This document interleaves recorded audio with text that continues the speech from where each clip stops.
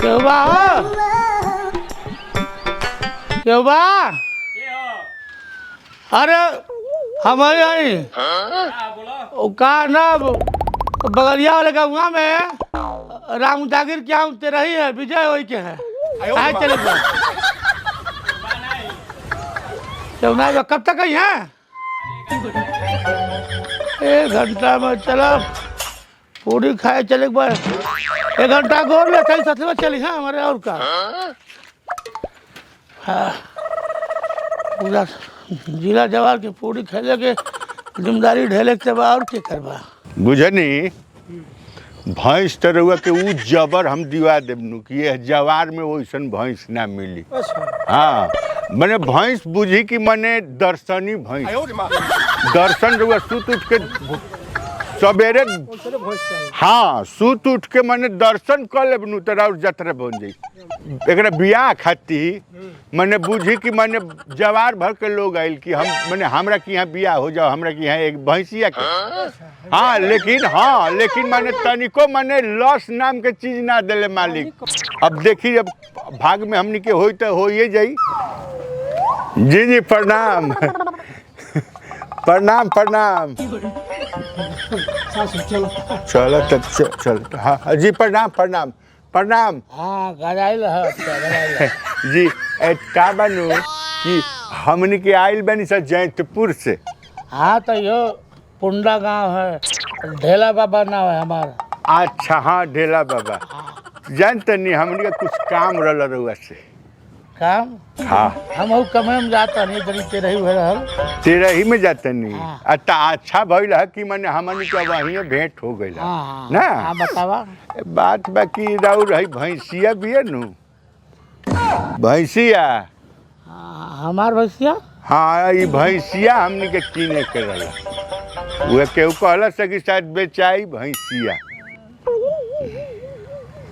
हाँ अच्छा हाँ हर भैंसिया जी है हमारे भैंसिया है। हाँ तो वह तो यही से आईनी है सब भैंसिया के। हाँ चलो तो दिखा दिया हाँ चल तन दिखा दी हमनी के देखल तो बढ़ले बाटे।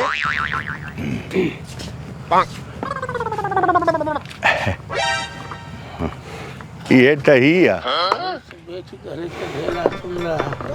बहुत पैसा मिली आज पैसा कमैली तो मौका मिल हम वही मालिक बन के बेचते थे भैंसिया। हाँ बहुत बढ़िया भैंसिया देख लो भैंसिया के बाप रे बाप भैंस कराउर एकदम दर्शनी भी है एकदम। अरे हेतु चिक्की रहल हाँ माई पेटे में। अच्छा हाँ तब माई मर गया एक माई मुँह गई। हाँ तो पेटवा में से निकाल के हम ही समझ ला कि अपन दूध पिया हुआ के बड़ा कहनी रउआ अपन दूध पिया के अरे मतलब मतलब पूरा साफे का उठाओ ना हाँ। अच्छा कटरीना अच्छा इनका नाम कटरीना है। कटरीना अच्छा कटरीना कहे बहुत सीधा है कटरीना बात सुन हम बेचन ना रिसियो मत ले हमारा कटरीना सुना। हाँ एक दाम समझ लो अब तो बढ़ाई ले तुझसे 2.5 लाख रुपया दे दो। कितना 2.5 लाख रुपया 2,500 कितना 2,500 तो को गोबरवा ना हल दे ले एक दिना में 2.5 लाख 2.5 लाख। अरे काम धेनु भाई से ही ये काम धेनु ही है काम धेनु 2.5 लाख रुपया महाराज तनी मनी होला। तू लपुरझंगा हुआ का फुटानी भैंसिया होती है ये जानते ना कौन भैंसी है कौन भाई। अरे मर्दबा महिषासुर यही के भैंसवा एक पूर्वज रहल। अच्छा वही के डंकल है वही के नस्ल के हैं जो महिषासुर भैंसवा रहल। महिषासुर जौना भैंस पर चढ़त रहे हाँ भैंसवा चढ़त रहल। हाँ भैंसा पर जो वही भैंसवा के ये पितिया बहन है। अच्छा माने ओकरे खानदान के ही है वही खानदान के है। अच्छा अब देखा एक दूसरा बयान है ठीक है। अच्छा तो एक में 3 गो दे देलस महाराज। दूसरा बयान रहल और एक पहले बयान के हाँ एक भैंसा भी आयल रहल बच्चा पाड़ा रहल। अच्छा तो यमराज जी आयल रहल तो उनका भैंसवा बुढ़ा गेल रहल। यमराज मर्दवा यमराज उनका पुरनका भैंसवा बुढ़ा गेल आइल कल ए ठेला काका गोड़ लगा थे हम कई बार दूसरा गधा ले हमरा। हाँ कल हमार भैंसवा लंगड़ा आता बुढ़ा गेल मरे मरे भइल बा। हाँ हम तुहार मौत 2-4 साल बादे करब। हाँ हमें तो बढ़िया पाड़ा दे दा। हाँ तो यह पड़ावा हम धनी हमराज यमराज हौ जब रहे रे ऊपर जो दूटे मुआ में ही है उहे बात तंता भाई थोड़े हम मुए महाराज जब हम उनके फोन कर दे तो रिश्ता जुड़ के बस साल बसिए जेबा। अच्छा तो वो आई रहे वही पाड़ा पर चढ़ता रहुए पाड़ा पर यही के बच्चा रहे मर्दबा के दे कई एक ई महिषासुर मर्दनी महिषासुर जो भैंसवा रहल वही पितियाउत बहन है ओकर पितियाउत बहन अरे है। पहलका बियान के जो पहाड़ा है वो यमराज हो चले ना उनका भैंसा बुढ़ा गिला। आ काम धेनु तो गाय सुन ले रहनी है काम धेनु भैंस ना सुन ले रहनी है भैंस ही एत थन होला कर आ इतना बड़ा थान देखा बाटा कहाँ थान लौकता महाराज ए मजे बूढ़ हो गए कहा तू देखा एक थन होला बहरा होला। हाँ तो का भइल एक थनवा भुइया लसरात रहल। हाँ हाँ तो चले तो माटी खाला जा थना से। अच्छा मने एक ट्रेना हाँ देखा भुइया लथरा था 4 ठम नहीं दिहे नजरा जाई तो थना सुटका ली हले तो अगर आंतरिक थन हो गई और पेटवा ऊपर तो ना पूरा थन है। अच्छा ये पेट ना है थान है पूरा थान है पेट नहीं के एकरा 250 लीटर दूध चले तो यहीं से गिरा रहा ना।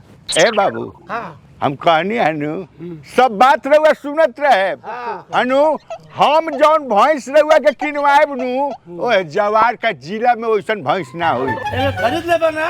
बहुत पैसा कमाई अमेरिका में एक तुम पेशाब करे ले जाला अमेरिका जाला आयुर्वेदिक दवाई बने।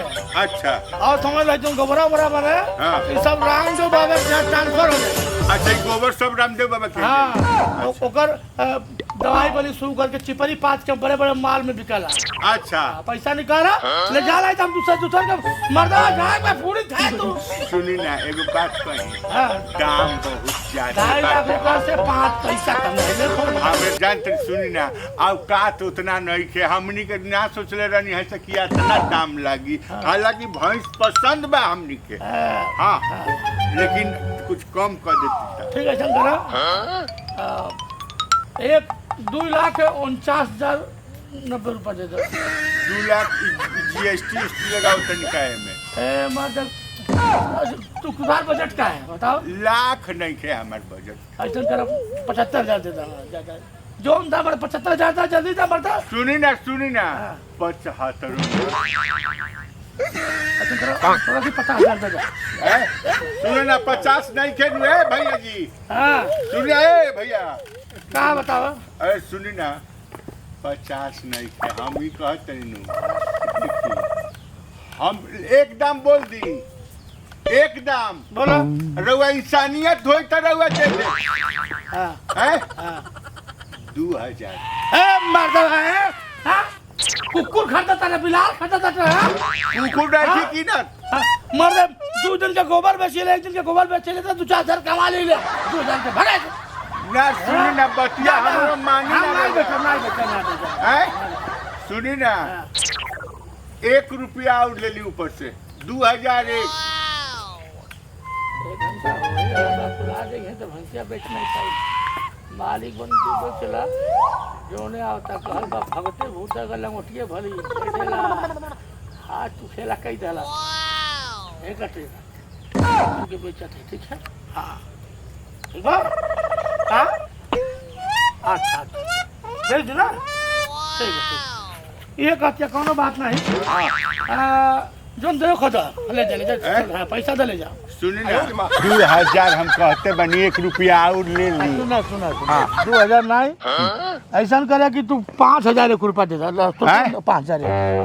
5,000 एक हाँ महंग ना हो जाई 5,000 एक जाहू के पैसा चाहिए में से रास्ता में पताई में खाई पी कुछ मर्दे देखत रहा हाथी नहीं यार भैंस मर्दे कहा था रुक जाइए से 5,000 एक कहत है का कहत नहीं ठीक बा लिया जा हैं लिया जा नु हाँ हाँ तो दी ले दी ठेला के खेला हो गया। एक हफ्ता भर के बंटी बबोली हाँ 1 रुपया बा और सिक्का उका कोनो अच्छा की देखा तनी। हाँ बात तो ले बानू आ सुनी ना रास्ता में पान पताई के कुछ नहीं खेनू बा ना हो जाई। अच्छा चल हाय 1 रामे जी ली 2 3 4 5 6 7 8 9 सुनी ना हमने के रास्ता के खर्चा कुछ हाँ तो एक दा पहले गिन होता है रास्ता में था 10 और कितना है 1 5,000 एक दे देती हो हम दे देते हाँ चला जा जहाँ रहे सुखे रहे ठीक बा हमार तो रिश्ता आज के खत्म मारे और मत ठीक ऐसा करो तू दलाल हवा बहुत मेहनत कैले बात हाँ हाँ अरे 2 रुपया के तरकारी ले ली है मिठाई ले ली है लेकिन खातिर क्या पी रही फल फूल ले लिया 2 रुपये से का होई मारा हो 2.5 लाख पे अलग 5,000 रुपये लिखवा टमाटर हो गल नू हो गइल। हैं चल खोल के अब चलल जा हमनी के बाप रे बाप दर्शनी भैंस ऐसन भैंस जीवन में हम ना देखन जान देखनी नू करवा देनी नू ए हाँ देखनी नू करवा देनी नू आजा देखनी नू हैं हम कहनी नू रुआ के मैंने लक्ष्मीए जाती है बूझी की रुआ की यहाँ लक्ष्मी जाती है वाह आजा आजा आजा अरे ऐसा ही होला विदाई में ऐसे ही लड़की ना जाए के चाहे लिखा लेकिन कहाँ ले तनी भाई समाज अरे जेकर भैंस से हमने कीन के ले जाते हैं कोनो चुरा के ले जाते हैं समाज हमार भाई से दूसर मालिक कैसे हो जाई। अरे बाबूजी तो बैठा ना रहुए बाबूजी से किन्नी है बाबूजी हाँ जी बाबूजी रहो ढेला ढेला बाबूजी तो मर गए ने परसों ही तेरे ही रहलो देखी बार छिलवा ले बानी। अच्छा वही के बात छियो जी वही के बाबूजी तो के रहला अब हमके का बता के रहलो चुराओ तू भाई हमार चुरावा तनी अरे मारा चुरावा कर अरे भाई दे ने अरे महाराज सामने के का है के चोरी के केस में फंसाब आपके पहले दुआरे पे ले चली भाई चली ले चली आई है ले चली लो जियो ढेला आज खेला हो गया अरे बाप रे बाप ऑपरेशन एक बहाना कह के पैसा ले अरे 5,000 रुपया आज देखा चाप के बंटी बबली पीएफ घक्सरा जाके देखा जल्दी से कोनो घुसे हमें भाग ली नाच को मार के दहिया तोड़ दी है 5,000 रुपया कमा लिया 10 दिन कौनो काम नहीं करेगा महाराज कहता नहीं कि बाबूजी मुँह गईले हैं पैसा घोटे के चक्कर में कहता नहीं कि बाबूजी मुँह गईले दलाल लौकता नहीं महाराज हम पैसा देनी है रहुआ बाबूजी के पैसा देनी है बाबूजी पैसा देनी है हम बाबूजी पैसा देनी है हम बाबूजी के पैसा भैया नहीं कि तो पैसा के देब हम त पैसा के देनी ली ना एजे बैठल बा जा साला जा आय एजे बैठल है एजे बैठल है हां अच्छा मतलब हमार चेहरवा पर चूतिया लिखल बाटे हमार बाबूजी एजे बैठल ना रउआ चेहरा पर नहीं लिखल बने हम तो बनिए नु गईनी बन गई वहां के राजा हो गईनी हम चुतिया बन गईनी हमार बाबूजी 3 दिन पहले उनका तेरा ही रहे देखी बार छिला गइल बाटे त ई के रहे ई हम के पता के रहे घर में बारे बोलाई घर में केहू नहीं खे नहीं चल जाई यहां से जाई त के रहला हम के का पता के रहलो कमीशन के चक्कर में केहू के भैंस बेचा जाई तब पैसा 5,001 रुपया देवे बानी हम 5,001 रुपया हाँ 5 नौका नहीं मिली आ ज्यादा लंद फन बतिया ना हाँ। तो 5 जूता मिली आपके जूता हाँ जूता निकाली का बे ना ना हाँ अबे केस करो आपके ऊपर पुलिस में हाँ पुलिस में चली जाए जल्दी सुनी ना का कुछ हमरा को दे देती तो हम क्या करते ना हम फोन करके बुलाए ना मत बोलाई लेकिन ई रवा के हाथ हमके का पता के हो ढेला नाम रहला ढेला ढेला ई के हो रवा ने क्या पता ना हमरा नहीं के पता तो भैंसिया बेच देला वैसा ही सुनी ना जाय दी पैसा आधो दिवा दी अच्छा आप दलाल हैं हाँ आधो दिवा दी दलाल हैं जाए यहाँ जल्दी चल जाए जाए कौन मुँह एक से बढ़ के एक दलाल दुनिया में केहू के भैंस केहू बेचवा दी